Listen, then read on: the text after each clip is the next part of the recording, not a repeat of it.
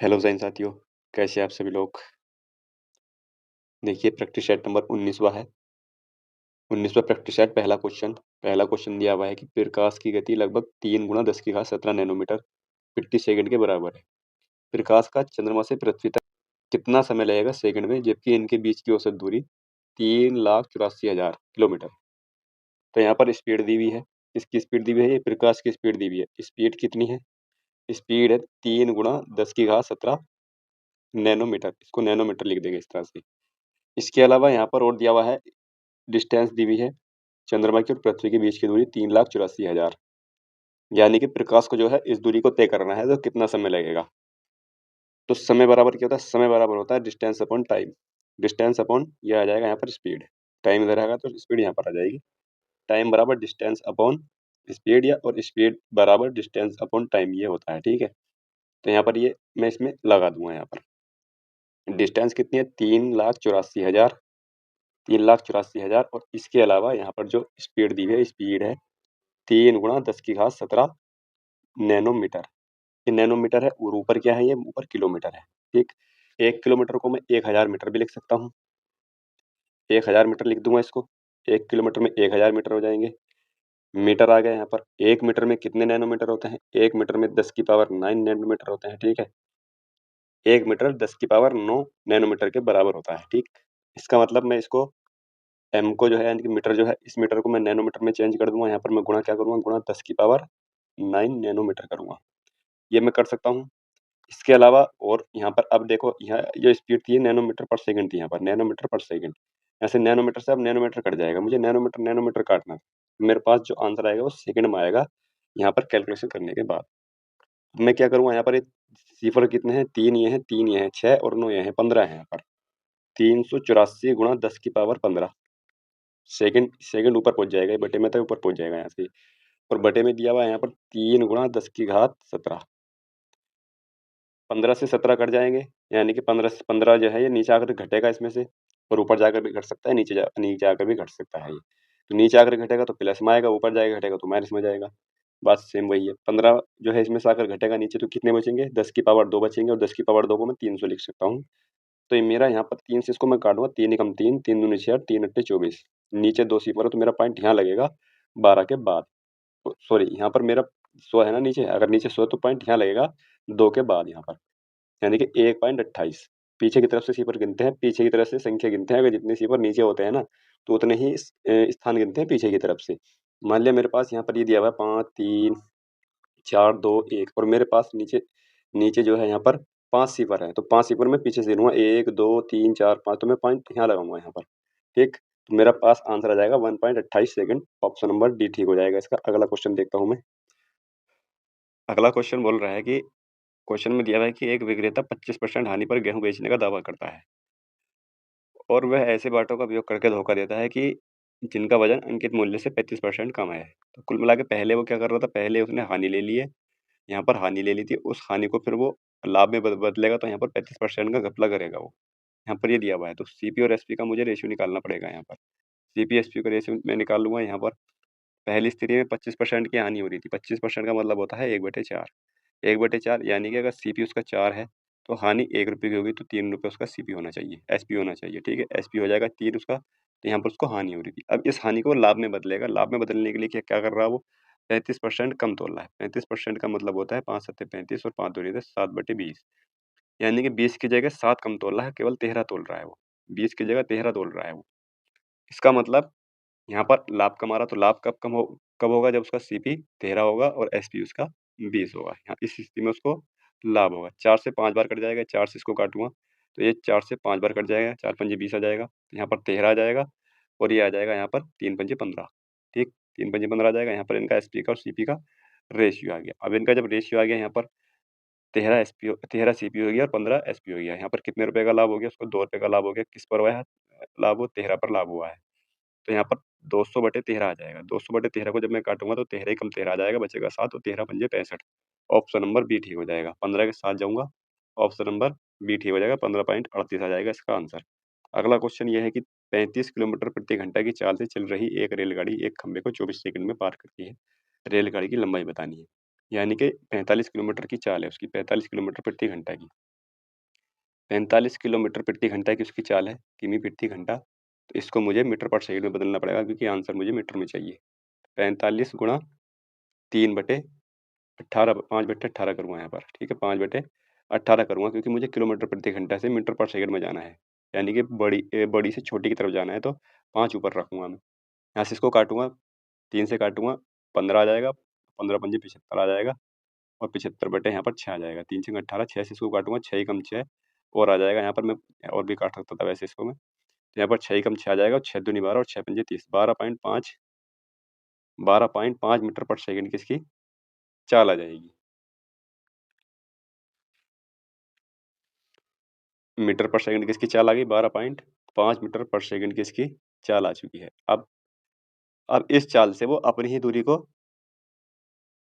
तय करेगी 24 सेकंड में। मुझे वही लंबाई चाहिए उसकी। तो लंबाई क्या होगी रेलगाड़ी की? डिस्टेंस बराबर क्या होता है? डिस्टेंस बराबर होता है टाइम गुणा स्पीड। टाइम गुणा स्पीड जो होती है वो डिस्टेंस बन जाती है। तो टाइम कितना है? टाइम 24 सेकंड में पार कर रही है और स्पीड कितनी है उसकी? 12.5 की। 12.5 को मैं क्या लिख सकता हूँ? 25/2 लिख सकता हूँ। हालांकि यहाँ से भी लिख सकता था 25/2, यानी कि 25 की और 24 की गुणा करनी पड़ेगी। 25 की और 24 की गुणा करूँगा, 25 चौका 100 और 25 दूनी 50, 600, 600/2 करूँगा तो 300 आ जाएगा। यानी कि 300 मीटर की उसकी लंबाई है। ऑप्शन नंबर सी ठीक हो जाएगा यहाँ पर। ठीक है, आसान कैलकुलेशन कर सकते हैं खैर इसको, और भी आसान कर सकते हैं वैसे। इसके अलावा अगला क्वेश्चन दिया हुआ है कि ऊंचाई 20 सेंटीमीटर और आधार की त्रिज्या 14 सेंटीमीटर वाले बेलन का आयतन बताना है। अब बेलन का आयतन क्या होता है? पाई आर स्क्वायर एच होता है। ठीक है, 22/7 यहाँ पर आ जाएगा और आर का मान कितना आ जाएगा? यहाँ पर 14 है। आधार की त्रिज्या 14 है तो 14 गुणा 14 यहाँ पर लिख दूंगा और ऊंचाई लिख दूंगा 20। यहाँ पर 7 दूनी 14, यहाँ पर 2 बचेगा, 22 दूनी 44 और 14 दूनी 28। इसकी जब मैं गुणा करता हूँ तो कितना आएगा? यहाँ पर 8 चौक 32, 8 चौक 32, यानी कि सिफर के पहले मेरा एक 2 आएगा। मैं ऑप्शन में देख रहा हूँ सिफर से पहले 2 कहीं पर है तो केवल एक ही ऑप्शन में है। एक ही ऑप्शन में तो मैं इस वाले ऑप्शन के साथ चला जाऊंगा, 12,320 के साथ। अगला क्वेश्चन यहाँ पर देखता हूँ मैं। अगला क्वेश्चन ये है कि कोई राशि 20% वार्षिक साधारण ब्याज की दर से निवेश करने पर 3 वर्ष में 8,640 हो जाती है। धनराशि मान लूंगा पी है वो, ये धनराशि है पी और ये 20% की वार्षिक दर से 3 वर्षों में कितनी हो जा रही है? ये ब्याज है इसका। ठीक है, ब्याज निकल आएगा 3 वर्षों का और प्लस इसमें मैं पी भी जोड़ूंगा क्योंकि खुद धनराशि जुड़ेगी, क्योंकि यहाँ पर 8,640 जो दिया हुआ है ये मिश्र धन दिया हुआ है। 8,640 मिश्र धन हो जाएगा यहाँ पर। 20 पंजे 100 हो जाएगा, यानी कि यहाँ पर 8 भी बचेगा और 5 गुणा 86 40 आ जाएगा यहाँ पर। ठीक, इतना कर सकते हैं। 8 से मैं काटूंगा इसको तो पी का मान कितना जाएगा? 5 गुणा 8 एकम 8 और 8 64 आ जाएगा। 5 की इसकी मैं गुणा करूंगा तो 5 अट्ठे 40 और 5 एकम 5, यानी कि 5400 रुपये की वो राशि हो जाएगी। 5400 रुपये की वो राशि है जो 8640 हो जाती है 3 वर्ष में 20% की दर से। अब बोला है कि यही राशि जो है 5400 की जो राशि है ये, तो ये 5400 की राशि 2 साल में सेम दर पर कितनी हो जाएगी? यानी कि ब्याज बताना है यहाँ पर। इसमें ये नहीं बोला कि कितने, यहाँ पर केवल ब्याज बताना है यहाँ पर। तो 2 0 से 2 जो कट रहा है मेरे यहाँ पर, 2 दूनी 4, यानी कि 40 की और 54 की मैं गुणा करूंगा तो 4 चौक 16 और 4 पंजे 20 और 1 21, यानी कि 2160 रुपये का ब्याज मिलेगा, जो कि ऑप्शन नंबर बी में है यहाँ पर ये। ठीक है, इसको मैं फ्रैक्शन से भी कर सकता हूँ और भी आसान कर सकता हूँ इसको, लेकिन इसमें साधारण ब्याज वाले चैप्टर में ये आसान करने की आवश्यकता है नहीं। ये खुद ही चैप्टर खुद अपने आप में खुद ही आसान है ये। ठीक, एक वर्ग और एक समषट्भुज इस प्रकार बनाए गए हैं कि वर्ग और षट्भुज के सभी शीर्ष 8 सेमी त्रिज्या वाले वृत्त पर है। यानी कि वृत्त है एक, ये मैंने वृत्त बना दिया। इस वृत्त में एक क्या है? एक वृत्त में एक वर्ग है। वर्ग है, वर्ग की सभी भुजाएं बराबर होती है। ठीक है, ये बराबर है, हालांकि टेढ़ी मेढ़ी बनी है तो ये बराबर है यहाँ पर। ठीक है, ये इसकी त्रिज्या हो जाएगी यहाँ पर। त्रिज्या कितनी बताई है? आर बताइए। अगर ये त्रिज्या है तो ये इसका क्या हो जाएगा? विकर्ण हो जाएगा इसका, किसका? वर्ग का। वर्ग का विकर्ण क्या होता है? वर्ग का विकर्ण होता है डी, और डी बराबर हम क्या ले सकते हैं? √2a, ए भी ले सकते हैं, √2a। ठीक है, लेकिन हम यहाँ पर क्या करेंगे? हम डायरेक्ट निकालेंगे इसका क्षेत्रफल। यहाँ पर क्या दिया हुआ है? ये एक तो ये हो गया यहाँ पर। दूसरा और क्या दिया? षट्भुज दिया हुआ है यहाँ पर।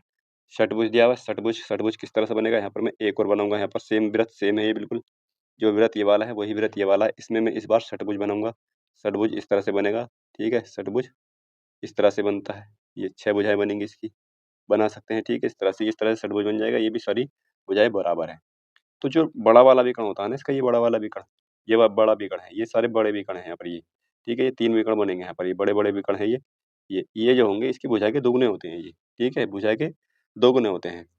ठीक, और ज़ाहिर-सी बात है इसका जो ये विकर्ण था, वही विकर्ण इसी का होगा ये, ठीक है? ये भी जो विकर्ण बनेगा यहाँ पर ये अगर मैं देखूँ यहाँ पर ये एक यहाँ पर क्या बन रहा है ये यहाँ पर वर्ग बन रहा है यहाँ पर, ठीक?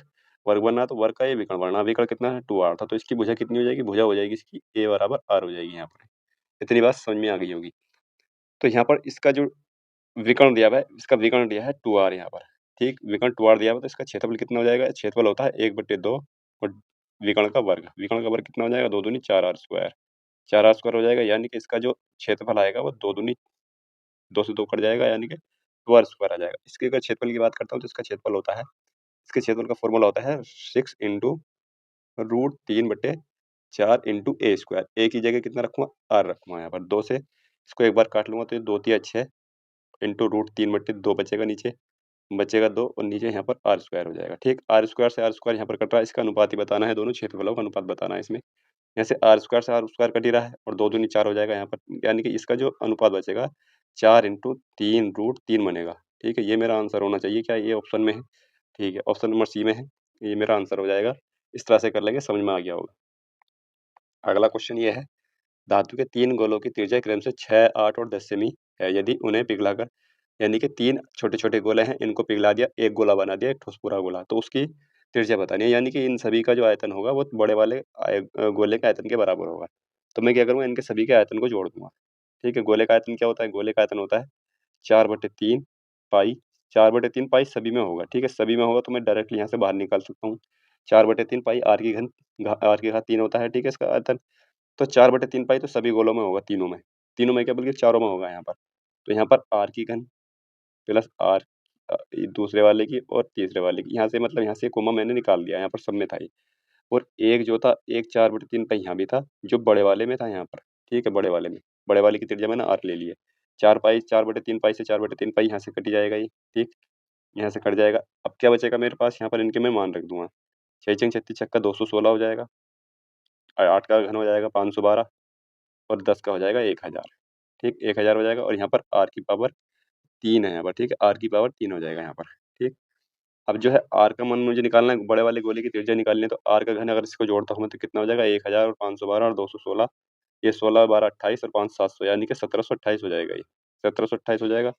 1728 किसका घन है? 1728 12 का घन है, ठीक है? 1728 12 का घन है, तो 12 मेरा आंसर आ जाएगा जो कि ऑप्शन नंबर ए में है, ठीक? ऑप्शन नंबर ए ठीक हो जाएगा 12। अगला क्वेश्चन ये है कि एक दुकानदार ने 15 रुपए में 10 की दर से टॉफ़ियाँ खरीदी और उन्हें 40 रुपए में 16 की दर से बेच दिया। इसको क्रॉस मल्टीप्लाई करके भी कर सकते हैं। 16 से अगर मैं यहाँ पर भी 15 रुपए में उसने क्या किया है, 15 रुपए में उसने 15 रुपए की 10 की दर से उसने खरीदा है और रुपए 40 की दर से उसने 16 में बेचा है। रुपए 40 में 16 की दर से बेचा है, तो इसको क्रॉस मल्टीप्लाई करूँगा तो यहाँ पर सीपीएसपी का भी रेशियो आ जाएगा। 16 की 15 से करूँगा और 40 की 100 से करूँगा यहाँ पर, ठीक है? तो ये मेरा सीपीएसपी भी आ जाएगा यहाँ पर। लेकिन ये एक डायरेक्टली तरीका है वैसे, लेकिन हमें सवाल समझना है। हमें सवालों को समझना है, हालाँकि ये तो मैं कर सकता हूँ, कोई बात नहीं, आप भी कर सकते हैं इस चीज़ से ऐसे डायरेक्टली कर सकते हैं, कोई दिक्कत नहीं।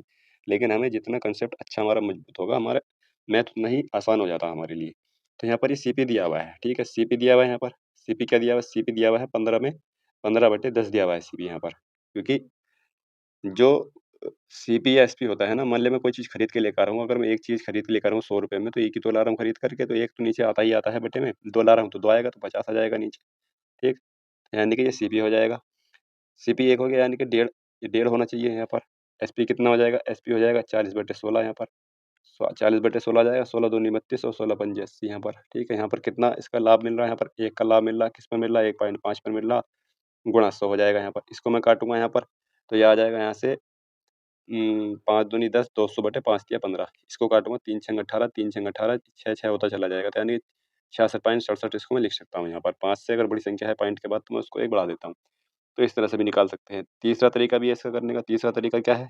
तीसरा तरीका आर्टिकल से बराबर करने का। सीपी कितना है? सीपी है 15 रुपए में, यहाँ पर ये आर्टिकल रुपए हो जाएगा और आर्टिकल कितने हैं यहाँ पर? आर्टिकल हैं यहाँ पर 10। इतने में खरीद के लेकर आया। एसपी कितना है? बेचेगा उसको 40 रुपए में 16 की दर से, ठीक? तो इसको मैं आर्टिकल को बराबर कर लूँगा। आर्टिकल मेरे पास बराबर ही होनी चाहिए यहाँ पर। इनको मैं बराबर कर लूँगा। बराबर करने के लिए क्या करूँगा? यहाँ पर मैं इसको 8 से गुणा कर दूँगा और यहाँ पर इसको 5 से गुणा कर दूँगा, ये मेरे बराबर हो जाएँगे। क्योंकि मैंने ज डायरेक्टली इसका एलसीएम ले लिया था। ये 80 हो जाएगा, ये भी 80 हो जाएगा। 8 से इधर करूँगा 15 अट्ठे 120 हो जाएगा यहाँ पर और इससे गुणा करूँगा तो यहाँ पर 5 चौक 20, 200 हो जाएगा। तो यहाँ पर कितना लाभ मिल रहा है उसको? लाभ मिल रहा है उसको 80 रुपये 80 का, और कितने पर मिल रहा है? 120 पर। 120 गुणा 100 आ जाएगा यहाँ पर। ठीक है, यहाँ से इसको कैलकुलेट करूँगा मैं यहाँ पर, तो आ जाएगा, इसको 4 से काटूँगा, 4 दूनी 8 और 4 तिया 12, फिर से वही 200/3 आएगा, फिर से वही आ जाएगा। ठीक है, कई तरह से इस सवाल को कर सकते हैं। छोटा सवाल है, आसान सवाल है, तो कर सकते हैं, कोई दिक्कत नहीं। 3 तरीके मैंने इसके बता दिए हैं करने के, किसी भी तरीके से कर सकते हैं, तीनों आसान हैं। क्वेश्चन दिया हुआ है, नो ए की वर्तमान आयु की दुगनी बी की वर्तमान आयु के 3 गुने से 1 वर्ष कम है। ठीक है, इस सवाल को हम बेसिक से बनाते हैं। ठीक है, बेसिक से ही बनाना चाहिए इन सवालों को, कोई बड़ी बात इसमें होती नहीं है। ए है और बी है यहाँ पर। इसके अलावा यहाँ पर दिया हुआ है इसकी वर्तमान आयु दोनों की वर्तमान आयु के बारे में जी करे, तो मुझे दोनों की वर्तमान आयु माननी पड़ेगी। इसकी वर्तमान आयु ए मान लूँगा, इसकी बी मान लूँगा वर्तमान आयु। इसके बाद सवाल में बोला है यहाँ पर कि ए की जो वर्तमान आयु की दुगनी, यानी कि ए की वर्तमान आयु की दुगनी, ए की वर्तमान आयु की दुगनी बी की वर्तमान आयु के 3 गुने से 1 कम है। ठीक है, ये आ जाएगा। तो मैं इसको क्या लिख सकता हूँ? 2a माइनस का 3b बराबर माइनस का 1 लिख सकता हूँ इसको। ठीक, ये बात समझ में आ गई। इतनी बात समझ में आ गई, इसको मैं थोड़ा सा ऊपर ले जाऊंगा यहाँ पर। इतनी बात समझ में आ गई। इसके अलावा अगली कंडीशन इसमें दी हुई है कि वर्तमान से 5 वर्ष के बाद है। वर्तमान से 5 वर्ष के बाद, यानी कि ए की आयु, ए की 5 वर्ष साल के बाद की आयु, बी की वर्तमान आयु के, बी की वर्तमान आयु के 2 गुने से 1 वर्ष, 2 गुने से 2 वर्ष कम है यहाँ पर। ठीक है, ये दिया हुआ है, यही बात है ना यहाँ पर, 2 गुने से 2 वर्ष कम है। इसको मैं क्या लिख सकता हूँ? इसको लिख सकता हूँ a माइनस का 2b बराबर माइनस का 7 लिख सकता हूँ, क्योंकि ये माइनस का 2 है, ये प्लस का 5 इधर आकर के माइनस में बन जाएगा। तो मेरे पास अब ये 2 कंडीशन बन गई है, इसका मुझे मेरे पास कोई काम नहीं है। मेरे पास इस समय यहाँ पर 2 कंडीशन बन गई हैं, ये वाली और ये वाली। ठीक है, इसको और इसको बराबर करने के लिए मैं डायरेक्टली इसमें 2 से गुणा कर सकता हूँ, इस वाली में, इसमें 2 से गुणा कर सकता हूँ। ये इसको मैं लिख लूँगा यहाँ पर 2a, 2 दूनी 4b और 2 सत्ते 14। ठीक है, ये मैं लिख सकता हूँ। आसान बात है, समझ में आ गई होगी। यहाँ से आगे मैं क्या करूँगा? इसके आगे मैं ये करूँगा कि पहली समीकरण में से दूसरी को घटाऊँगा, क्योंकि पहली समीकरण जो है बड़ी है। माइनस का 1 माइनस के 14 से हमेशा बड़ा होगा, क्योंकि माइनस में जितना होता चला जाएगा, माइनस की छोटी संख्या बड़ी संख्या से बड़ी होती है माइनस में। तो यहाँ से मैं इसको घटाऊँगा, तो इसमें से ये भी घट जाएगा, तो प्लस में ही आएगा यहाँ पर। ये प्लस में आएगा तो बी आ जाएगा यहाँ पर, और ये इसको घटाऊँगा तो 13 आ जाएगा। बी का मान यहाँ पर 13 आ जाएगा। मैं ये कह सकता हूँ कि बी की जो वर्तमान आयु है 13 साल की है। मुझे ए की भी निकालनी पड़ेगी। सवाल में ए और बी की वर्तमान आयु का अंतर पूछा है यहाँ पर। ए की निकाल लूँगा, 13 का मैं कोई से भी समीकरण में मान रख दूँगा यहाँ पर। पहले मैं रख दूँगा यहाँ पर 2a बराबर ये हो जाएगा 13 तिया 39। बी का मान यहाँ पर रखूँ 13 तिया 39 में जा करके इधर ये घट जाएगा यहाँ पर, तो ये 38 आ जाएगा यहाँ पर। 38 आ जाएगा तो ए का मान यहाँ पर 19 आ जाएगा, यानी कि ए की वर्तमान आयु 19 है। दोनों की आयु में 6 का डिफरेंस है। 6 का डिफरेंस है, 6 मेरा आंसर हो जाएगा, ऑप्शन नंबर सी। अगला क्वेश्चन देखते हैं। अगला क्वेश्चन ये है कि एक थोक व्यापारी द्वारा बेची जा रही प्रत्येक वस्तु का अंकित मूल्य 300 रुपये था। थोक व्यापारी एक स्टॉक क्लियरेंस सेल की पेशकश कर रहा था, जिसमें प्रत्येक 3 वस्तुएं खरीदने पर एक वस्तु वस्तु मुफ्त दी जा रही थी। इसके अलावा 10,000 से अधिक की खरीदारी, यानी कि ये सवाल इतना घुमा फिरा दिया है, लेकिन सवाल में कुछ है नहीं इसमें। सवाल में लास्ट में सिर्फ इतना पूछा है कि प्रभावी छूट बतानी है कितनी होगी। प्रभावी छूट बतानी, एक बार हम सवाल पढ़ लेंगे समझ में आ जाएगा। सवाल ये था कि 10,000 से अधिक की अगर वो खरीदारी कर रहा है, तब उसको 3 खरीदे 1 मुफ्त पाए की योजना दे रहा था वो, और उसके साथ 10% की छूट दे रहा था। यही 2 छूट दे रहा था उसमें बस। तो 2 छूट दे रहा था, तो यही प्रभावी छूट मुझे ज्ञात करनी है। 1/4 की छूट यहाँ पर दे दी उसने, क्योंकि एक वस्तु मुफ्त दे रहा था 3 खरीदने पर। 4 वस्तुएं अगर कोई लेके जा रहा है तो एक पर छूट मिल रही, तो 1/4 हो जाएगा। यानी कि इसको मैं कह सकता हूँ कि इसको मैं लिख सकता हूँ कि अगर 4 रुपए उसका एमपी था, तो 3 रुपए में बेच रहा था वो 1 की छूट के बाद। 10% की छूट यहाँ पर है, 10% की छूट यहाँ पर है, तो 9 यहाँ हो जाएगा यहाँ पर। ठीक है, 9 यहाँ हो जाएगा। टोटल कितना हो जाएगा? 40 हो जाएगा यहाँ पर। 9 तिया 27 हो जाएगा। तो यहाँ पर कितनी छूट दे रहा है वो? यहाँ पर 13 की छूट दे रहा है। 13 की छूट दे रहा है 40 पर। 40 पर दे रहा है, गुणा कर दूंगा 100 यहाँ पर। हालांकि मैं इसका 25% करके सक्सेसिव भी निकाल सकता हूँ। ठीक, यहाँ पर आ जाएगा 130, या इसको मैं 130 ने लिख करके 0 से 0 काट रहा हूँ, 4/13 करूँगा। ठीक, 4/13 कर दूंगा। यहाँ पर 100 आएगा ना यहाँ पर। ठीक, 100 आएगा यहाँ पर। तो यहाँ पर मैं 130 ही आएगा, 130 बटे यहाँ पर 4 करूँगा। 130/4 करूँगा या 65/2 करूँगा? 65/2 करूँगा तो मेरा 32.5 आ जाएगा। ठीक है, 32.5 आ जाएगा। सक्सेसिव अगर मुझे निकालना चाहिए चाहूँ तो मैं सक्सेसिव कैसे निकालूंगा? 10% की छूट तो एक ये है, और 1/4 25% की ये हो गई यहाँ पर। 25% की ये हो गई और 10% की ये हो गई। तो इसको मैं सक्सेसिव निकालूंगा तो कितना हो जाएगा? 25 और 10 35 हो जाएगा यहाँ पर। ठीक, 25 10 35 हो जाएगा। घटाऊंगा क्या मैं? घटाऊंगा इसका 25 गुणा 10/100। ठीक है, यानी कि 2.5 घटा दूंगा। 35 में से 2.5 घटा दूंगा तो मेरा कितना आ जाएगा, तो मेरा 32.5 आ जाएगा। तो इस तरह से ही मैं निकाल सकता हूँ प्रभावी चूट। सक्सेसिव से भी कर सकता हूँ, कहीं कहीं सक्सेसिव भी आसान हो जाता है, ऐसी बात नहीं है। तो यहाँ पर 32.5 मेरा आंसर आ जाएगा। अगला क्वेश्चन यह है कि 22 मीटर 20 मीटर आयताकार छत से एक बेलनाकार पात्र जिसका व्यास 2 मीटर तथा ऊंचाई 3.5 मीटर में पानी गिरता है, यदि पात्र पूरा भरा हुआ हो तब वर्षा कितनी हुई है ये बताना है। कितनी वर्षा हुई है, यानी कि वर्षा मुझे कुल मिला के ये देखना है कि जो आयताकार छत थी तो उस पे जो पानी गिरा था वो कितनी ऊंचाई तक भर गई थी छत। ठीक है, ये मुझे ज्ञात करना है बस यहाँ पर। तो कुल मिला के अगर इस आयताकार छत से पानी बेलनाकार पात्र में आया है और वो पूरा भरा है तो इसका मतलब छत और उसका आयतन बराबर होगा। आयतन बराबर होगा, यहाँ पर आयताकार छत का मैं आयतन निकाल सकता हूँ। यानी कि इसका आयतन कैसे निकालूंगा, घनाकार के रूप में निकालूंगा। तो यहाँ पर आयतन निकल जाएगा 22 × 20, लंबाई गुणा चौड़ाई, और यहाँ पर ऊंचाई आ जाएगी। ऊंचाई मुझे चाहिए, ये ऊंचाई मुझे चाहिए क्योंकि ऊंचाई तक कहीं ना कहीं पानी भरा होगा। और इसका बेलनाकार आयतन का बेलन का आयतन कितना होता है, बेलन का आयतन होता है पाई r²h। आर कितना है, 2 मीटर, तो व्यास है इसका, तो आर हो जाएगा 1, 1 का वर्ग 1 हो जाएगा, और एच का मान आ जाएगा 3.5 यहाँ पर। ठीक है, इसको मैं 22.5 लिख लेता हूँ डायरेक्ट यहाँ पर। ये 22.5 लिख सकता हूँ यहाँ पर। ठीक, क्योंकि यहाँ पर पाई में आंसर नहीं है। आगे मैं क्या कर सकता हूँ यहाँ पर, ये 22 से 22 तो कट ही रहा है, ये 22 से 22 कट जाएगा यहाँ से। इसके अलावा और क्या हो सकता है इसमें, 7 से कट जाएगा, 7 पंजे 35, 0.5 आ जाएगा। ठीक है, 0.5 आ जाएगा, तो एच का मान जो आएगा, एच का मान आएगा यहाँ पर 0.5/20। ठीक है, ये कितना आ जाएगा, ये आएगा मीटर में। मीटर में आएगा क्योंकि ये जो दी हुई है सब मीटर में दी हुई थी। आंसर याद करना है सेमी में, सेंटीमीटर में मुझे आंसर निकालना है यहाँ पर। तो मैं क्या करूँगा, इसको मैं 5 चौक 20 यानी कि 1.4 लिख सकता हूँ, 1.4 लिख सकता हूँ। तो इसका मतलब मैं इसको मीटर को अगर मैं सेंटीमीटर में बदलूंगा तो 100 आ जाएगा, यानी कि 50/20 आ जाएगा यहाँ पर। ये भी लिख सकता हूँ मैं, 50/20 आ जाएगा, 0 से 0 कटेगा तो 2.5 सेंटीमीटर आ गया इसका। ठीक है, 2.5 सेंटीमीटर आ जाएगा, जो कि ऑप्शन नंबर बी में है। 2.5 सेंटीमीटर तक वर्षा हुई है, 2.5 सेंटीमीटर ऊंचाई तक छत भर गई थी पानी से। 3 साझेदार हैं, एक व्यवसाय में 4:3:1 के अनुपात में निवेश किया है उन्होंने। ये 3 साझेदार है, ए बी और सी। ये उनके रुपए लगे, यहाँ टाइम लगेगा, और यहाँ पर उनका कितना राजस्व उन्होंने बचाया है वो लगेगा यहाँ पर। रुपए कितने लगाए, 4, 3 और 1 के अनुपात में। ठीक, समय कितना है उनका, 9 माह का है, इसका कितना है 2 माह का है, उसका कितना है 11 माह का है।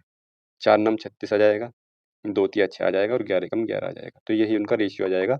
इसमें कुछ भी नहीं कर रहा, तो ऑप्शन नंबर बी ठीक हो जाएगा, इसका आसान क्वेश्चन है। अगला क्वेश्चन देखते हैं। अगला क्वेश्चन बोला है कि 1200 रुपये की धनराशि 6% वार्षिक चक्रवृद्धि ब्याज की दर से कितने महीनों में 1348.32 हो जाएगी। 6% वार्षिक दर है, अच्छा क्वेश्चन है वाला चक्रवृद्धि ब्याज का। ये 6% वार्षिक दर है, 6% वार्षिक दर है। तो मैं देखता हूँ 6% के हिसाब से एक साल में कोई धनराशि कितना गुनी हो जाएगी। तो मान लिया अगर वो धनराशि 100 है तो वो 6 रुपये ब्याज लग करके 106 हो जाएगी। तो गुनी कितनी होगी, गुनी हो जाएगी 1.06। ये बात समझ में आ गई होगी कि कोई धनराशि 6% दर से 1.6 गुनी हो जाएगी एक साल में। 1200 रुपये की धनराशि है, 1200 की धनराशि है। पहले साल की अगर मैं बात करता हूँ तो पहले साल में 1200 की धनराशि 1.06 के हिसाब से कितनी गुनी होगी, 2 सिफर से ये पॉइंट खत्म हो जाएगा, 2 सिफर से। तो मेरे पास जो बचेगा 12 गुणा 106 बचेगा, यानी कि 12 एकम 12 और 12 छंग 72। यानी कि वो धनराशि पहले साल में जो है 1272 हो जाएगी 1200 के हिसाब से। 1200 की धनराशि है 6% की दर से पहले साल में हो जाएगी 1272। पहले साल का चक्रवृद्धि ब्याज साधारण ब्याज बराबर ही होता है। आगे बोला है, आगे बोला ही नहीं है, इसमें बताना है कि 1348 कब हो जाएगी। मैं दूसरे साल में अगर जाता हूँ, दूसरे साल में देखूंगा जा करके तो 1272 को, और मैं इसको गुणा करूंगा फिर से अब देखूंगा ये कितना गुनी होगी 1272 से। इसको मैं गुणा करता हूँ तो 6 दूनी 12, 6 दूनी 12, इसका मतलब लास्ट में 2 भी आ रहा है। ये लास्ट में 2 आ रहा है, तो इसका मतलब मुझे ऐसा महसूस हो रहा है कि 12 एकम 12 से गुणा करूंगा तो ये लगभग 1348.32 गुना ही होगी। ठीक है, आप गुणा कर करके देख सकते हैं, ये 1348.32 गुना ही हो रही है यहाँ पर, मुझे ऐसा महसूस सा हो रहा है। इसके अलावा अगर मैं 2 साल से अधिक जाता हूँ तो फिर ये और ज़्यादा गुनी हो जाएगी, जो मेरी ऊपर पहुँच जाएगी। तो इसका मतलब ये 2 साल में इतनी गुनी हो रही है। 2 साल में 1200 रुपये धनराशि 1348.32 बन रहे हैं, तो मेरा आंसर 2 साल हो जाएगा, 24 महीने। ठीक है, अगला क्वेश्चन देखते हैं। अगला क्वेश्चन, 20 व्यक्ति हैं, 8 घंटे रोज कार्य करके 200 मीटर की लंबी दीवार है। भाई 20 व्यक्ति हैं, 8 घंटे काम करते हैं, और 200 मीटर की 200 मीटर लंबी है, और 10 मीटर चौड़ी है, और 20 मीटर ऊंची दीवार है। ठीक, उसके अलावा ये जो है इसको 10 दिन में तैयार करते हैं, यहाँ पर 10 दिन में तैयार करते हैं। आगे बोला है कि कितने दिनों में 25 व्यक्ति 12 घंटे रोज काम करके 400 मीटर की दीवार जो है 400 मीटर की दीवार 400 मीटर लंबी, 10 मीटर चौड़ी और 15 मीटर ऊंची दीवार बना सकते हैं। तो यहाँ से डी का मान निकाल सकते हैं, आराम से निकल जाएगा, कोई दिक्कत नहीं है। ठीक है, बस सिर्फ कैलकुलेशन इसलिए। एक्स वाई और जेड तीन धनात्मक संख्याएं हैं, जैसे वाई एक्स का 4/5 गुना है। इसका क्या मतलब होता है कि वाई एक्स का 4/5 गुना है। इसका मतलब क्या होता है कि एक्स अगर 5 है तो वाई कितना है, 4 है। यही तो मतलब होता है इसका। एक्स अगर 5 है तो वाई कितना है, वाई 4 है। आगे इसी तरह बोला है जेड वाई का 5/8 गुना है। अगर वाई 8 है तो जेड कितना है, जेड 5 है। यही बात इस सवाल में बोली है। तो यहाँ पर 4 है, यहाँ पर 8 है वाई। तो वाई को मैं बराबर कर सकता हूँ। वाई बराबर करने के लिए यहाँ पर 2 से गुणा करूँगा तो 2 पंजे 10 हो जाएगा, 2 चौक 8 हो जाएगा। ये 8 5 ऐसे ही रखा जाएगा। तो इसका मतलब मेरे पास एक्स वाई और जेड इन तीनों का रेशियो हो जाएगा 10 8 और 5। इनका मेरे पास रेशियो आ गया तीनों का। यहाँ पर इनका तीनों का मेरे पास रेशियो आ गया। आगे बोला है कि एक्स वाई और जेड के व्युत्क्रम का औसत 17/240 है। इनके व्युत्क्रम का जो औसत है वो 17/240 है। इनका योग कितना होगा, 1/10 प्लस का 1/8 और प्लस का 1/5। इनका योग कितना हो जाएगा, योग करने के लिए मैं नीचे इनका एलसीएम लूंगा, 40 आ जाएगा। 10 चौक 40, 8 पंजे 40 और 5 अट्टे 40। यानी कि 5 इधर आएगा, 8 इधर आएगा। फिर मैं आगे पीछे कर लेंगे, 8 5 यहाँ पर दोनों। 4 8 12 और 5 17, 17/40 आ जाएगा। इनका जो योग आएगा 1740 आ जाएगा। 1740 नहीं, 17/40। 17/40 इनका औसत योग आ गया। लेकिन इनका योग यहाँ पर 17/240 है। योग 17/240 औसत है। यहाँ पर औसत अगर 17/240 है तो इनका योग कितना हो जाएगा, योग करने के लिए 3 से गुणा करूंगा तो ये 3। तो यहाँ पर 17/240 जो है इनका योग है, तो औसत तीनों का कितना हो जाएगा, औसत इनका 17/240 है। 3 से मैं अगर गुणा कर दूंगा तो इनका योग हो जाएगा 17/80। 17/80 इनका योग आ जाएगा। यानी कि 17 से 17 कट जाएगा तो मेरे पास 40 का मान 80 आ जाएगा। 40 का मान 80 आ जाएगा तो 1 का मान मेरे पास 2 आ जाएगा। ठीक, यहाँ से 1 का मान मेरे पास 2 आ गया। 1 का मान मेरे पास 2 आ गया तो संख्याएं क्या हो जाएंगी, 1 का मान हम कब निकालते हैं, जब कोई चीज़ हमारे पास औसत में दी हुई होती है। ठीक है, तो यहाँ पर ये आ जाएगा 20, 2 अट्ठे 16 और 2 पंजे 10। 20 16 और 10 ये वो एक्चुअल संख्याएं आ गई हैं। जो रियल संख्या है वो आ गई हैं अब यहाँ पर। ये अब बोला है तो एक्स के 3 गुना, एक्स के 3 गुना कितना हो जाएगा, 60 हो जाएगा। और बोला है वाई के 5 गुना, वाई का 5 गुना कितना हो जाएगा, 60। इनके भी इनका औसत कितना है, 8 से 14 140, औसत हो जाएगा इनका 70। तो 70 इसका आंसर आ जाएगा, ऑप्शन नंबर ए ठीक हो जाएगा इसका। अगला क्वेश्चन ये है कि एक नाव को धारा की दिशा में 33.2 किलोमीटर जाने में 83 मिनट लगते हैं, शीतल जल में ये अनुपात। यानी कि ये सवाल हर बार सेम तरह से रिपीट हो रहा है, बिल्कुल सेम, बस संख्याएं बदल बदल के आप भी इस चीज़ को देख रहे होगे। ठीक है, एक बार मैंने करा दिया है इसको, 2-3 बार करा दिया बल्कि। अब ये बार-बार अगर सवाल थोड़ा-सा चेंज हो तो कराने में भी थोड़ा-सा अच्छा लगे नए-नए तरीके को, लेकिन ये सवाल इसमें चेंज नहीं कर रहे हैं। ये सवाल बार-बार इसी अनुपात में आ रहा है और पॉइंटों में इस तरह से दिया हुआ कैलकुलेशन बढ़ जाती है। केवल इसमें तरीका सेम हुआ था। अगर हमारा तरीका अगर सही है करने का तो सवाल तो हम कर सकते हैं, लेकिन कम से कम ये चेंजिंग तो हो सवाल में। ठीक, अगला क्वेश्चन देखते हैं, कर लेंगे इस वाले सवाल को। मैं थोड़ा-सा तरीका बता रहा हूँ करते कैसे हैं इसको। यहाँ पर डीएस है, यूएस है, बी है और डब्ल्यू है। यहाँ पर ये 3-4 चीज़ें हैं यहाँ पर। इसके अलावा इनका 8-5 का रेशियो दिया हुआ है, बोर्ड का और धारा का। यहाँ पर ये अगर 8-5 है यहाँ पर तो ये 13 हो जाएगा और यहाँ पर ये 3 हो जाएगा। यहाँ पर नाव को धारा की दिशा में 33.2 किलोमीटर की जाने में 83 मिनट लगते हैं। 33.2 किलोमीटर की दूरी तय करने में 83 मिनट लग रहे हैं। 83 मिनट को मैं क्या लिख सकता हूँ, 83 मिनट को 83 गुणा 60 लिख सकता हूँ ऊपर में। 83 ऊपर में 60 लिख सकता हूँ तो घंटे में चेंज हो जाएगा। 83 से कितनी बार कट जाएगा, 3 4 तिया 12 4 अट्टे 32, यानी कि 4 बार कट जाएगा। पॉइंट 4 बार चला जाएगा ये, और 4 छंग 24, यानी कि कुल मिला के 24 किलोमीटर प्रति घंटा की यहाँ पर चाल आ जाएगी। 24 किलोमीटर प्रति घंटा की यहाँ पर चाल आ जाएगी। तो मैं कह सकता हूँ कि इसका ये किस कौन सी धारा की दिशा में थी ना, ये धारा की दिशा में, तो धारा की दिशा में ये आ जाएगी। 13 का मान कितना है, कितना आया था 24, 13 का मान अगर 24 है, 3 का मान कितना हो जाएगा, 24 तिया 72/3 हो जाएगा। 24 तिया 72/13 हो जाएगा यहाँ पर। ठीक, ये यूएस का मान आ गया। अब मुझे क्या करना है, नाव की धारा के विपरीत दिशा में 47 पॉइंट, यानी कि विपरीत दिशा में 47.1 किलोमीटर की दूरी तय करने में कितना समय लगेगा, बटे में इसकी 4 लग दूंगा 72 और गुणा में 13 आएगा। प्लस आगे बोला है कि 55.55 ये है 55.9। ठीक है, ये 55.9 किलोमीटर की दूरी जो है किस स्पीड से तय करनी है, 24 की स्पीड से तय करने में कितना समय लगेगा। अब ये कैलकुलेशन करके जोड़ना है, बस इतना काम आपको करना है, ये कर सकते हो आप। ठीक है, इसमें इतना ये कैलकुलेशन है यहाँ पर। अगला क्वेश्चन है, अगला क्वेश्चन ये दिया हुआ है कि वह सबसे छोटी प्राकृतिक संख्या ज्ञात करें जो 24 6 36 और 13 से विभाज्य है। यानी कुल मिला के इनका एलसीएम ज्ञात करना है इसमें। एलसीएम ज्ञात तो ज्ञात कर ही सकते हैं, आसान है एलसीएम ज्ञात करना तो। 13 का मल्टीपल दे सकता हूँ वैसे तो मैं, ठीक है। 13 अट्ठे 13 सत्ते 91, यानी कि ये नहीं कट रही है, और ये भी 13 सत्ते 91, 2 13 दूनी 26, ये तो कट रही है यहाँ पर, ये भी आंसर हो सकता है। तो इस तरह से मैं भी निकाल सकता हूँ, कोई सा भी इसमें से आंसर हो सकता है जो 13 से विभाज्य होगा, और इनका एलसीएम निकाल लेंगे तो फिर हमारा एग्जैक्ट आंसर ही आ जाएगा फिर। अगला क्वेश्चन देखते हैं। अगला क्वेश्चन ये है कि दो प्लम्बर है एक्स और वाई, उनके नियोक्ता द्वारा प्रतिदिन कुल 770 रुपये का भुगतान किया जाता है। यदि एक्स को वाई, यानी कि इसमें दिया है कि एक्स को वाई को भुगतान की गई राशि का 140% भुगतान किया जाता है, यानी कि यहाँ पर ये एक्स है और ये वाई है। एक्स को वाई को जो भुगतान, यानी कि वाई अगर मान लो कि वाई को 100 रुपये भुगतान किए गए हैं, तो एक्स को 140 रुपये दिए जाएंगे, ठीक। यहाँ पर इनका मैं रेशियो ले सकता हूँ, रेशियो हो जाएगा 7:5 का इनका, ठीक, 7:5 का रेशियो हो जाएगा। और इनको टोटल कितने रुपए दिए जा रहे हैं यहाँ पर 12, और 12 का मान किसके बराबर है 770 के, क्योंकि 770 टोटल है यहाँ पर। मैंने यहाँ पर रेशियो ले लिया तो मैंने बताया था मैं यहाँ पर एक का मान निकाल सकता हूँ, अगर एक का नहीं निकालना हूँ तो एक का मान तो मैं निकाल सकता हूँ, 770/12 आ जाएगा एक का मान यहाँ पर। मुझे क्या चाहिए, मुझे चाहिए वाई को प्रतिदिन, वाई को कितने मिले हैं यहाँ पर, मैंने रेशियो ले लिया तो 5 मिले हैं, तो 5 से गुणा कर दूंगा यहाँ पर, 5 से गुणा कर दूंगा। इसको मैं क्या करूँगा, थोड़ा सा छोटा सा कर सकता हूँ, 2 से 2 तिया 6 आ जाएगा, और यहाँ पर 1 2 अट्ठे 16 और 2 पंजे 10 आ जाएगा, बचेगा ऊपर 5, और 2 से काटूंगा तो 2 छंग 12 आ जाएगा नीचे, 2 छंग 12 आ जाएगा।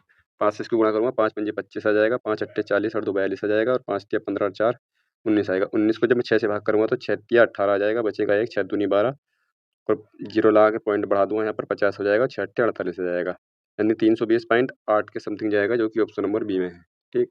अगला क्वेश्चन ये दिया हुआ है।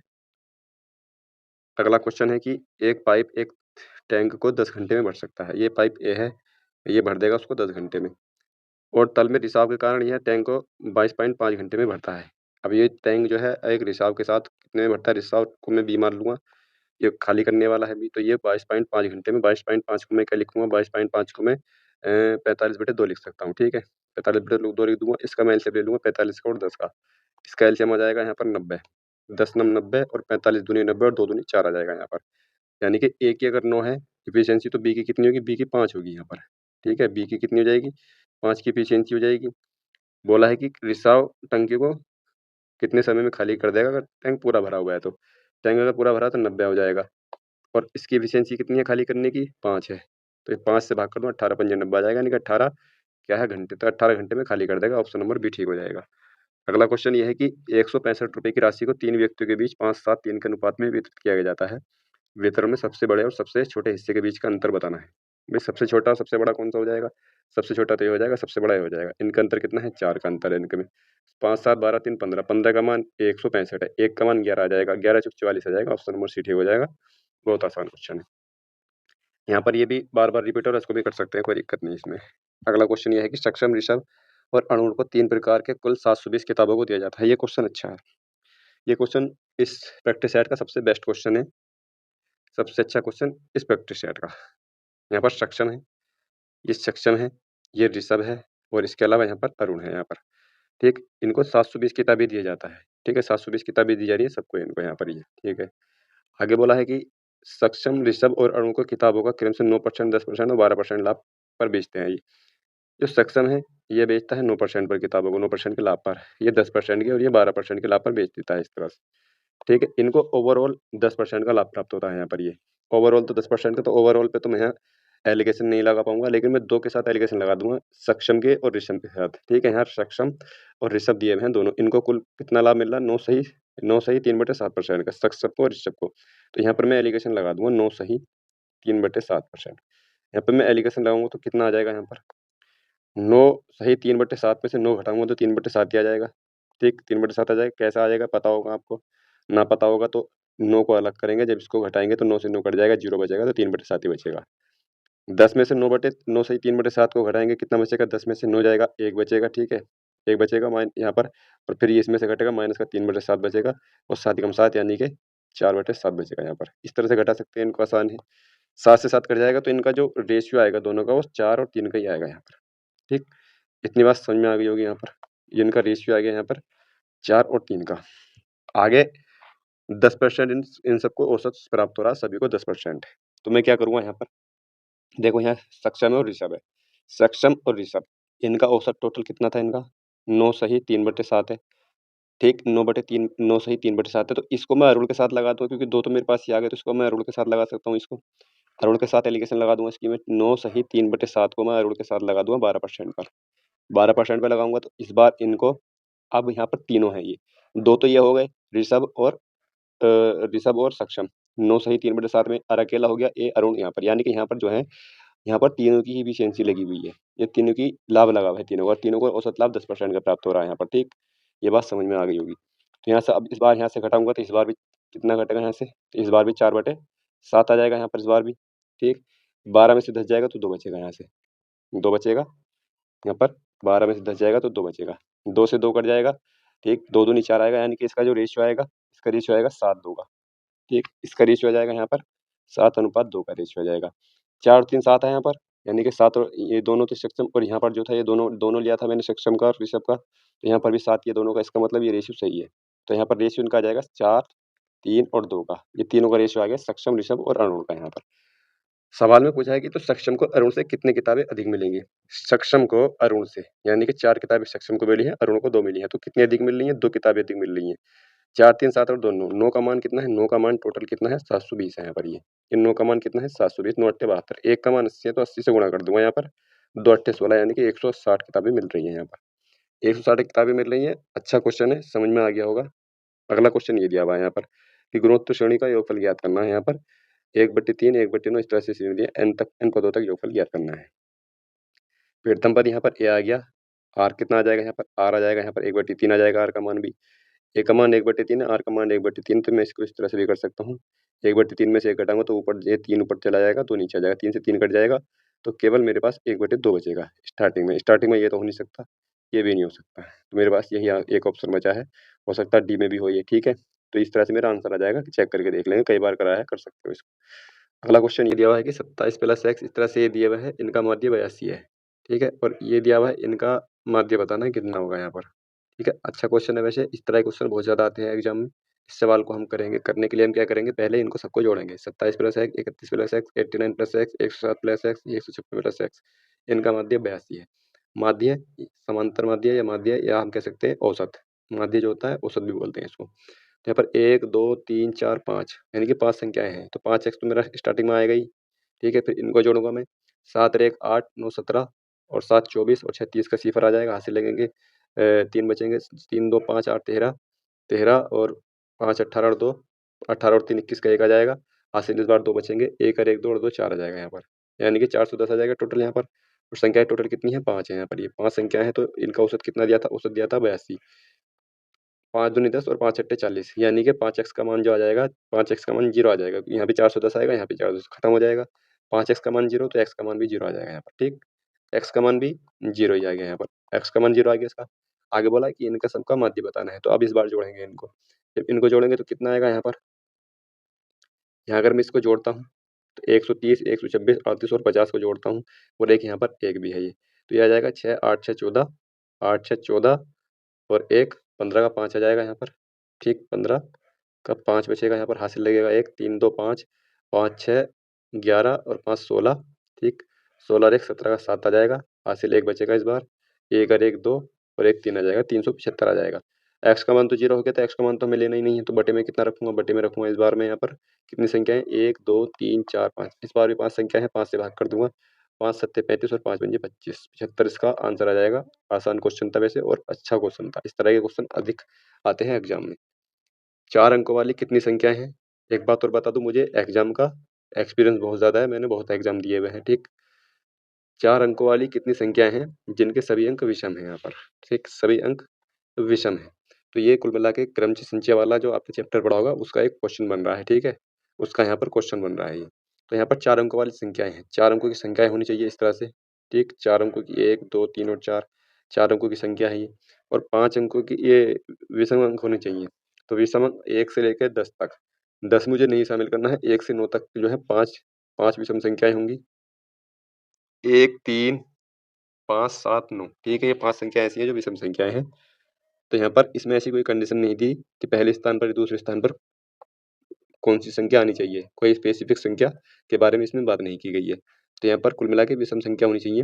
तो मेरे जो यहाँ पर रखने के तरीके होंगे 5 होंगे यहाँ पर, ठीक है? 5 तरीके से मैं रख सकता हूँ, 5 विषम संख्या या कोई सा भी रख सकता हूँ। इसमें भी मैं कोई सा भी रख सकता हूँ, यहाँ पर भी मैं रख सकता हूँ, यहाँ पर कोई सा भी तरीके से मैं रख सकता हूँ 5 तरीकों से। तो यही मेरे तरीके हो जाएँगे, 5 पंजे 25 और 25 का वर्ग कितना होता है? 25 का वर्ग होता है 625, ठीक है? तो 625 आंसर आ जाएगा इसका, ठीक है? तो ऐसी कितनी संख्याएँ बन सकती हैं? 625 संख्याएँ बन सकती हैं, ऑप्शन नंबर ए है ये। अगला क्वेश्चन ये है, ये इस तरह से बार ग्राफ दिया हुआ है, तो इसमें निम्नलिखित ग्राफ का अध्ययन करना है और मदों का उत्पादन हज़ारों में दर्शाया गया है, यानी कि कॉम्पैक्ट डिस्क दी है, ये कॉम्पैक्ट डिस्क है, ये कॉम्पैक्ट डिस्क पेन ड्राइव ये थोड़ा-सा मैंने इसमें किया था तो हो सकता है थोड़ा-सा चेंज हो गया हो यहाँ पर ये कॉम्पैक्ट डिस्क हो सकता है बीच वाला, इसमें कुछ गड़बड़ हो सकती है, ठीक है? तो ये मैंने थोड़ा-सा जब मैं एडिट किया था तो उसमें ये गलती हो गई होगी, तो इसमें देखो कैसे करना है मैं उसको बता रहा हूँ। कंपनी द्वारा वर्ष 2006 और 2008 में तैयार उत्पादों को मिलाकर कुल संख्या, यानी कि 2006 ये है और 2008 ये है। तो यहाँ पर इन तीनों का औसत निकालना है यहाँ पर। इनका औसत निकालना है किनका? ये 5 आ जाएगा यहाँ पर, ये 10 आ जाएगा और ये 15 आ जाएगा। 5, 10, 15 यानी कि 30 आ जाएगा। ये टोटल 30 आ जाएगा यहाँ पर। ये यहाँ पर 30 आ जाएगा, ठीक? इसके अलावा यहाँ पर कितना हो जाएगा कुल औसत यहाँ पर? ये आ जाएगा 20 और ये आ जाएगा यहाँ पर 30, 20, 50 और ये आ जाएगा 25।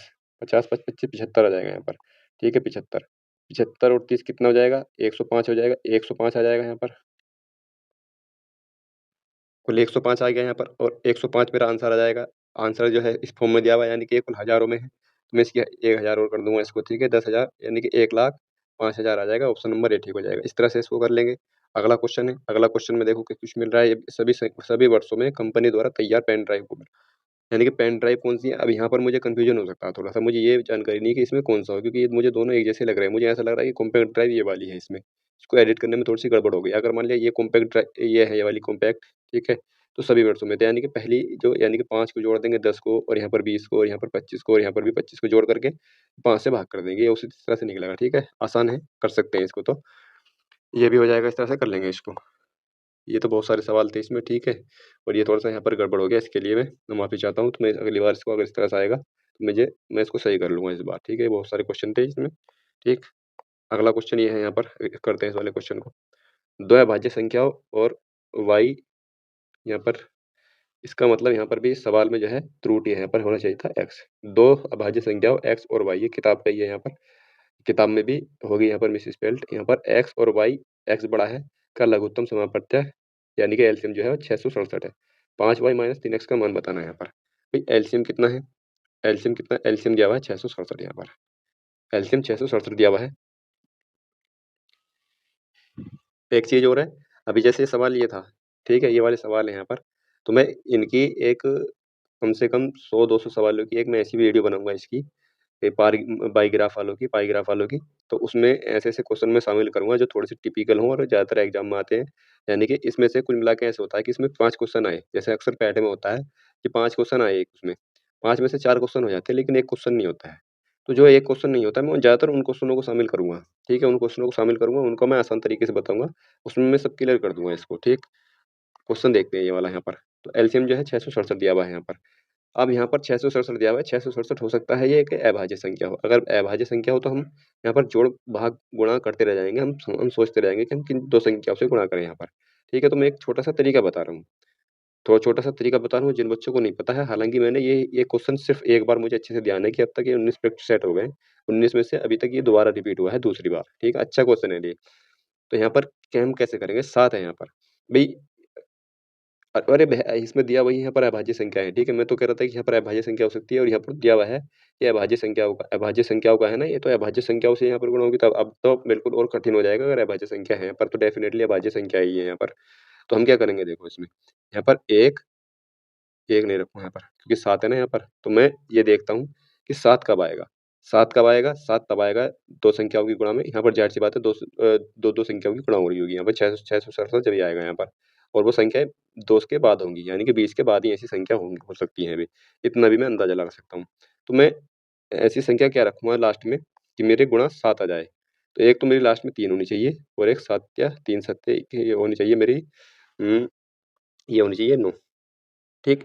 दूसरी होनी चाहिए मेरी यहाँ पर 9 या एक संख्या मेरी 1 होनी चाहिए, दूसरी संख्या मेरी 7 होनी चाहिए, तब जा कर के 9 तिया 27 मुझे ये मिल सकता है। अगर मैं यहाँ पर 2 रख दूँ दोनों तरफ यहाँ पर ये, तो क्या इनसे मिल रहा है क्या मुझे? अगर मैं इनके आपस में गुणा करके देख सकता हूँ। 21 27 एकम 27, 27 दूनी 54, 54 और 3 57, ठीक है? ये तो होगा नहीं, ये तो होगा नहीं। मैं 29 और 23 देखता देखता हूँ। 29 तिया 87 का 7 आ जाएगा और 29 दूनी 58, 58 और 8 66, 66 हो जाएगा। तो ठीक है, ये 2 संख्या देखो मुझे मिल गई यहाँ पर। तो इस तरह से अंदाज़ा लगा सकते हैं। देखो एक छोटा-सा मैंने तरीका बताया है इनको अंदाज़ा लगाने का, वो 2 संख्या ये हैं। 23 और 29 वो 2 संख्याएँ हैं, जिनका एलसीएम 667 है यहाँ पर। ठीक, अब यहाँ पर क्या करना है, 5y माइनस का 3x का मान ज्ञात करना है यहाँ पर। ठीक है, हालाँकि देखो मैं इन दोनों संख्याओं को रट के भी ला सकता था और डायरेक्टली बता देता कि एलसीएम इनका दोनों का ये है। लेकिन मेरा एक आदत है, मुझे रट्टा नहीं मारना है और ना मुझे रट्टा मरवाना है, मुझे तरीके बताने हैं और ऐसे तरीके बताने हैं जो एग्ज़ाम में हमारा समय बचा सके और हम 40 में 40 या 50 में से 50 या 25 में से 25 क्वेश्चन ला सकें। ठीक? यहाँ पर ये 2 संख्याएँ आ गईं, 23 और 29। अब सवाल में यहाँ पर ये बोला था कि x बड़ा है y से, यानी कि x बड़ा है y से। तो इसका मतलब ये x होगा, ठीक है? और ये y होगा। ये बात भी समझ में आ गई होगी, क्योंकि इसका मान ज्ञात करना है ना हमें। तो y का मान ये होगा और x का मान ये होगा। सवाल में पहले ही बोल देता है कि x जो है बड़ा होना चाहिए। x बड़ा होना चाहिए 29 से। तो 5 गुणा 23 हो जाएगा यहाँ पर। 5 गुणा 23 हो जाएगा और माइनस का आ जाएगा यहाँ पर 29 गुणा 3। 5 तिया 15 और 5 दूनी 10 और 1 11। माइनस का 29 तिया 87 आ जाएगा यहाँ पर। 29 तिया 87। 15 में से 7 जाएगा, 8 बचेगा, 10 में से यानी कि यहाँ पर 28 आना चाहिए और वो भी प्लस का आना चाहिए, ठीक है? ऑप्शन नंबर बी ठीक हो जाएगा। देखो यहाँ पर प्लस और माइनस का इसी वजह से दिया हुआ है ताकि ये उल्टा यहाँ पर ये जल्दबाजी में हम ऊपर-नीचे गलत मान लें यहाँ पर, ठीक है? ये हमें सही करके मानना है कि कौन-सा वाई है और कौन-सा एक्स है। अगला क्वेश्चन इसी में दिया हुआ है, अगला क्वेश्चन यहाँ पे दिया हुआ है। इधर से कोई राशि किसी निश्चित समय में 5 गुनी हो जाती है, ठीक है?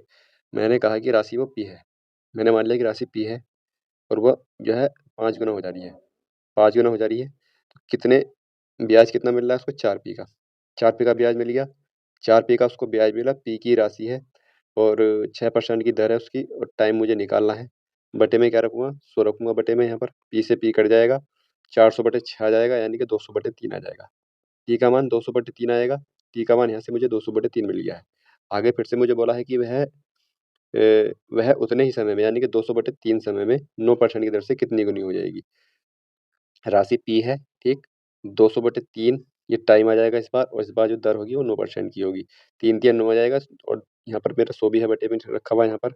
बटे में यहाँ 100 भी रखा, 100 से 100 कट जाएगा, 3 तिया 9, 3 दूनी 6 यानी कि वो 6 पी हो जाएगी। यानी कि इस बार ब्याज उसको 6 पी मिलेगा। लेकिन सवाल में बताना है कितना गुनी हो जाएगी, कितना गुनी हो जाएगी। राशि पी थी, 6 पी का ब्याज मिला, टोटल हो जाएगी 7 पी।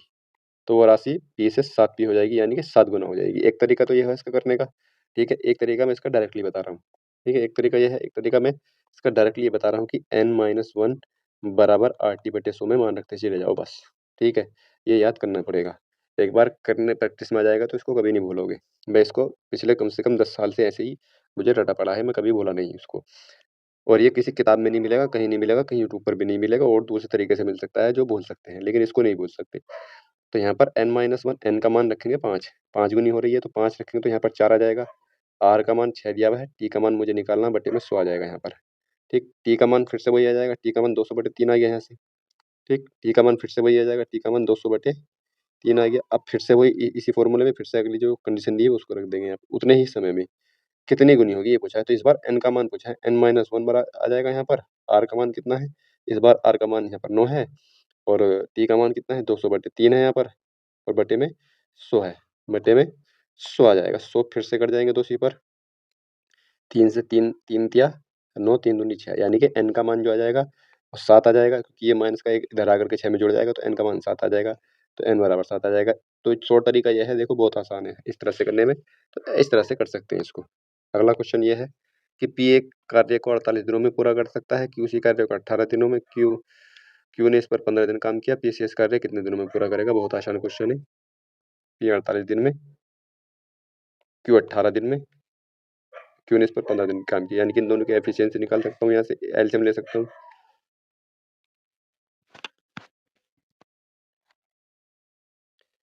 यहाँ से इसका एलसीएम ले सकता हूँ, 48 और 18 का एलसीएम कितना आ जाएगा?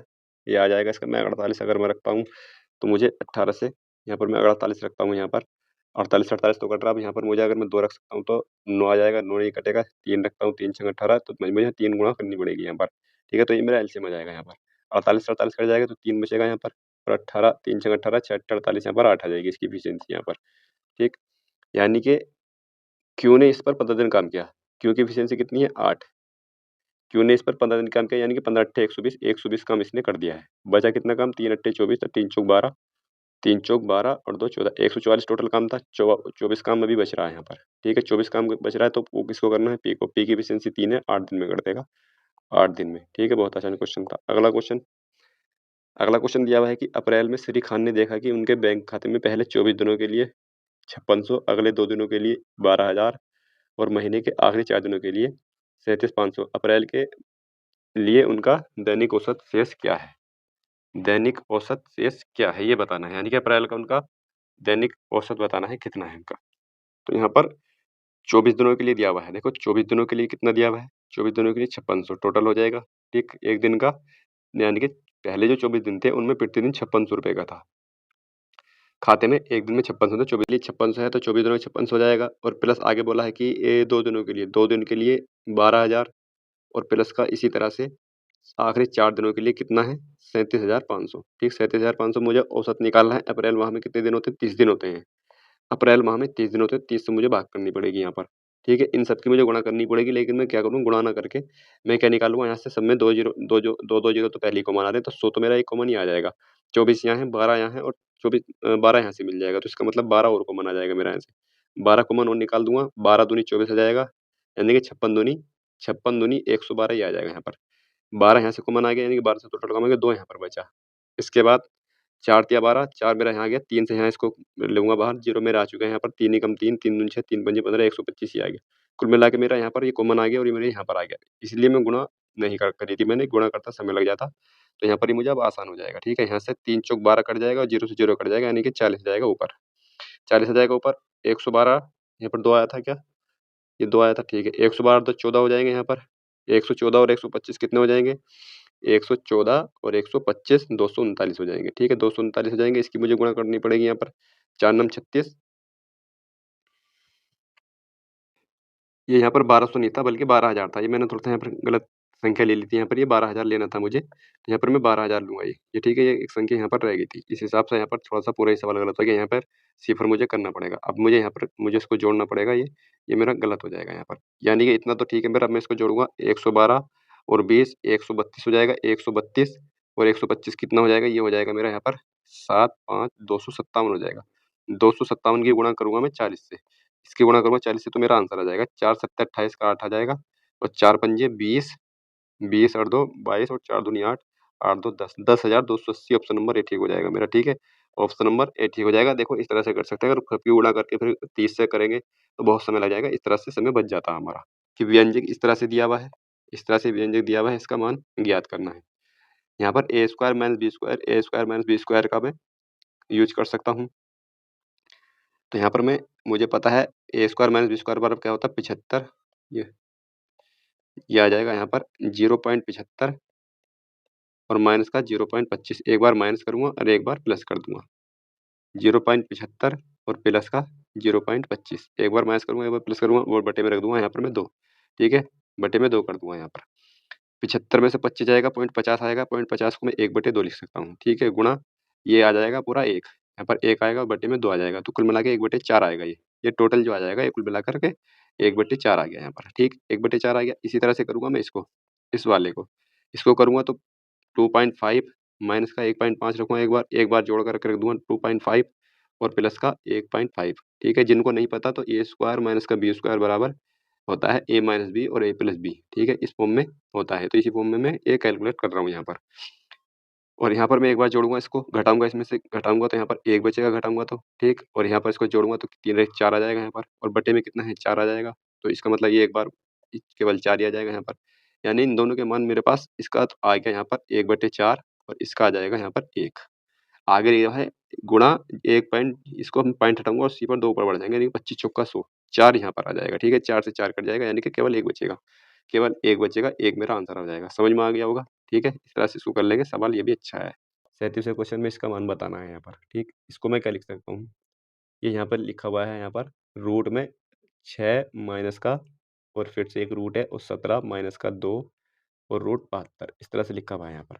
72 के मुझे ऐसे 2 टुकड़े करने हैं, देखो 2 तो मेरा यहाँ पर चाहिए होता है मुझे, तो 2 तो मुझे मिल रहा है यहाँ पर। तो मुझे यहाँ पर केवल 72 के ऐसे टुकड़े करने पड़ेंगे जो जोड़ने पर 17 आए। इस माइनस का अभी कोई फ़र्क पड़ेगा नहीं जोड़ने-घटाने पर। तो यहाँ पर 2 टुकड़े ऐसे होंगे 8 और 9 के रूप में। 8 और 9 17 होते हैं। तो मैं इसको अब इस तरह से लिख सकता हूँ, 6 माइनस का ये रूट है यहाँ पर, इसको मैं लिख सकता हूँ रूट 9 का वर्ग, ठीक? प्लस का रूट 8 का वर्ग, रूट 8 का वर्ग माइनस का 2 इंटू रूट 9 इंटू रूट 8। इस तरह से भी लिखूँगा तो यही आएगा ऊपर वाला, ठीक है? क्योंकि इसका जब मैं वर्ग करूँगा तो 9 बचेगा, इसका वर्ग करूँगा तो 8 बचेगा, 8 9 17 बचेगा, माइनस का इसको करूँगा तो 9 8 72, ये सेम वही चीज़ बच रही है यहाँ पर। अब मैं इसको और क्या कर सकता हूँ? इसको मैं अब इस तरह से करूँगा, यहाँ पर ये 6 आ जाएगा, 6 माइनस का यहाँ पर, ठीक? ये रूट मेरा भी मेरे पास मौजूद रहेगा यहाँ पर। इसको मैं क्या लिख सकता हूँ, ये a प्लस b के होल स्क्वायर का फ़ॉर्मूला बन रहा है, तो a की जगह कितना है रूट 9 है, ठीक है? और यहाँ पर प्लस है, ये माइनस तो माइनस का बन रहा है यहाँ पर ये। a माइनस b के होल स्क्वायर का फ़ॉर्मूला यहाँ पर बन रहा है यहाँ पर। माइनस का रूट 8 आ जाएगा, इसका मैं अगर वर्ग करता हूँ, तो ये बचेगा मेरे पास। इस वाले रूट से ये वर्ग कट जाएगा, ठीक है? ये कट जाएगा, तो मेरे पास क्या बचेगा? मेरे पास बचेगा यहाँ पर 6 माइनस का ये बचेगा मेरे पास 3 माइनस का 2 रूट 2, ये मेरे पास यहाँ पर बचेगा, ठीक है? ये बात समझ में आ गई। इसको मैं और क्या लिख सकता हूँ? इसको मैं लिख सकता हूँ यहाँ पर, इसको लिख सकता हूँ 6 माइनस का 3 और प्लस का 2 रूट 2, ये मैं लिख सकता हूँ इसको। 6 में से 3 जाएगा, 3 बचेगा। तो यहाँ पर कितना बचेगा? यहाँ पर बच जाएगा मेरे पास अब 3 प्लस 2 रूट 2 और इसके ऊपर भी एक वर्गमूल है। तो मुझे कुल मिला के इस वाले वर्गमूल को भी खत्म करना है। एक तो खत्म हो गया, इसको भी खत्म करना है, ठीक है? थोड़ा-सा बड़ा हो जाएगा यहाँ पर, मोटा-मोटा लिखा जा रहा है, ठीक है? तो यहाँ पर छोटा-बड़ा हो जाएगा, तो इसको मैं फिर से करूँगा। इतनी बात समझ में आ गई, मैंने मिटा दिया है ये। इतनी बात समझ में आ गई होगी। अब इसको कैसे करना है मुझे? इसमें भी वही मैं काम करूँगा जो मैंने अभी तक किया है यहाँ पर। 2 रूट 2 लिखा हुआ है यहाँ पर। अब इस 2 के टुकड़े करने पड़ेंगे जो जोड़ने पर 3 आ जाए। तो वो टुकड़े कितने होंगे? 2 और 1 होंगे और 2 मेरे पास यहाँ रखा हुआ है तो मुझे कोई फ़र्क पड़ेगा नहीं। तो यहाँ पर मैं अब क्या लिख सकता हूँ? अब मैं इसको लिख सकता हूँ रूट 2 और प्लस का 1 का वर्ग, इसका भी यहाँ पर वर्ग करूँगा और प्लस का 2ab 2 रूट इंटू 1, ठीक है? इस तरह से लिख सकता हूँ जैसे मैंने पहले किया है अभी। इसको मैं अब क्या लिख सकता हूँ? इसको मैं लिख सकता हूँ रूट 2 प्लस 1 का होल स्क्वायर, ये लिख सकता हूँ। इससे कट जाएगा। अब मेरा कट गया यहाँ पर रूट 2 प्लस 1 बचा यहाँ पर। रूट 2 का मान कितना होता है? 1.4 होता है, प्लस 1 जोड़ूँगा तो 2.4 आ जाएगा। 2.4 इसका आंसर आ जाएगा। तो इस तरह से इस सवाल को कर लेंगे। अगला क्वेश्चन देखते हैं, ये है अगला क्वेश्चन। एक व्यक्ति यदि अपनी सामान्य चाल का 4/5वीं चाल से चलता है, यानी कि 4/5 से चलता है, तो वो 12 मिनट देर से पहुँच रहा है। तो डायरेक्ट तरीका है, इसकी गुणा करो, इनके डिफरेंस से भाग कर दो। 12 चौक 48 हो जाएगा। 48 को इनके डिफरेंस से 1 से भाग करूँगा तो 48 आंसर आ जाएगा, ठीक है? एक तरीका ये हो गया इसका। दूसरा तरीका ये हो गया इसका कि स्पीड है पहले, स्पीड किसकी कितनी थी पहले? पहले 5 थी और इसने अब 4 कर दी। तो यहाँ पर टाइम का रेशियो इसका उल्टा हो जाएगा यहाँ पर। यानी कि पहले 4 मिनट लग रही थी, अब उसको 5 मिनट लग रही है। यानी कि 1 मिनट फालतू लग रही है और वो 12 मिनट की देर से पहुँच रहा है यहाँ पर। यानी कि 1 का मान 12 है। तो अब उसको पहले उसको कितने 12 चौक 48 मिनट लगा करते थे और अब 12 पंजे 60 मिनट लग रहे हैं उसको, ठीक? तो बोला है कि सामान्यतः उससे कितना समय लगता है? सामान्यतः उससे 48 मिनट लगते हैं और जब उसने चाल बढ़ा दी तो उसको 60 मिनट लग रहे हैं। तो जो भी इसमें पूछा हुआ है इसका आंसर 48 आएगा, ठीक है? अगला यह है कि अमित ने समान धनराशि को साधारण ब्याज और चक्रवृद्धि ब्याज 2 वार्षिक रूप से पर निवेश किया था। 2 धनराशियों के लिए निवेश की अवधि 2 वर्ष थी तथा दोनों धनराशियों के लिए समान वार्षिक ब्याज दर 4% थी। अंत में रुपए 45 का अंतर था। निवेश की गई प्रत्येक धनराशि कितनी थी, ये बताना है यहाँ पर। तो कुल मिला के यहाँ पर चक्रवृद्धि ब्याज, साधारण ब्याज का अंतर पूछा है 2 साल का यहाँ पर। इस सवाल को कई बार बता चुका हूँ, कई बार आ चुका है, कर सकते हो आप इसको, ठीक है? इसके मैंने फ़ॉर्मूले ही बताए हैं, फ़ॉर्मूले से ही बताया है, सक्सेसिव से ही बताया है और सिंपल तरीके से ही बताया है, आसान तरीके से ही बताया है, ठीक है? अगला क्वेश्चन ये है यहाँ पर 3 कंपनी के सायरन शुरू में एक साथ बजते हैं और फिर क्रम से 12 मिनट, 16 मिनट और 20 मिनट के अंतराल पर बजते हैं, ठीक है? एक बार तो पहले बज गए हैं वे, ठीक है? इसके बाद फिर से कब बजेंगे वे? अब बजेंगे 12 मिनट, 16 मिनट और 20 मिनट के बाद, यानी कि इसका एलसीएम ले लूँगा मैं यहाँ पर। एलसीएम कितना जाएगा यहाँ पर? एलसीएम आ जाएगा इसका 480 आना चाहिए क्या? 480 12 चौक 48 16 तिहत 48 यानी कि ठीक है 480 मेरा यहाँ पर एलसीएम आ गया और भी हो सकता है कुछ और कम हो सकता हो, ठीक है? यहाँ पर मैं इसका एलसीएम निकाल के देख सकता हूँ यहाँ पर। 2 छंग 12 2 अट्ठे 16 10 आ जाएगा यहाँ पर, ठीक? 2 तिया 6 2 चौक 8 2 पंजे 10 5 चौक 20 20 तिया 60 6 चौक 24 240 आ जाएगा, ठीक? 240 मेरा एलसीएम आ जाएगा यहाँ पर। यानी कि इनका 12 मिनट 16 मिनट और 20 मिनट का जो एलसीएम आ जाएगा वो 200 कितना आया था 240 ठीक। 240 मेरा एलसीएम आ जाएगा यहाँ पर। अब मेरे पास यहाँ पर 240 का एलसीएम आ गया। यहाँ पर 240 मिनट में कितनी बार बजेगा, यानी कि कुल मिला के यहाँ पर एक बार तो ये बज चुका था। अब 240 मिनट के बाद बजेगा। अब जो बजेगा वो 240 मिनट के बाद बजेगा। 240 मिनट में कितने घंटे होंगे? 60 से भाग कर दूंगा तो 4 घंटे। यानी कि अब जो बजेगा वो प्रत्येक 4 घंटे के अंतराल पर बजेगा। यानी कि एक बार तो बज गया है वो। अब 12 मिनट, 16 मिनट और 20 मिनट के बाद अगर इन अंतराल पर बजते हैं तो अब जो एक साथ बजेंगे ना फिर से वो, तो वो 4 घंटे के बाद बजेंगे। अब जो बजेंगे इसके बाद से 4 घंटे के बाद 16 घंटे 12 मिनट में की अवधि में कितनी बार बजेंगे? तो 4 घंटे बज रहे हैं तो 4 घंटे में यहाँ 4 बार यहाँ बज जाएँगे। 16 घंटे 12 की मिनट की अवधि में 4 बार यहाँ पर बज जाएँगे। एक बार पहले बज चुका था यानी कि टोटल 5 बार बजेंगे भाई। तो कितनी बार एक साथ बजेंगे? 5 बार बजेंगे भाई।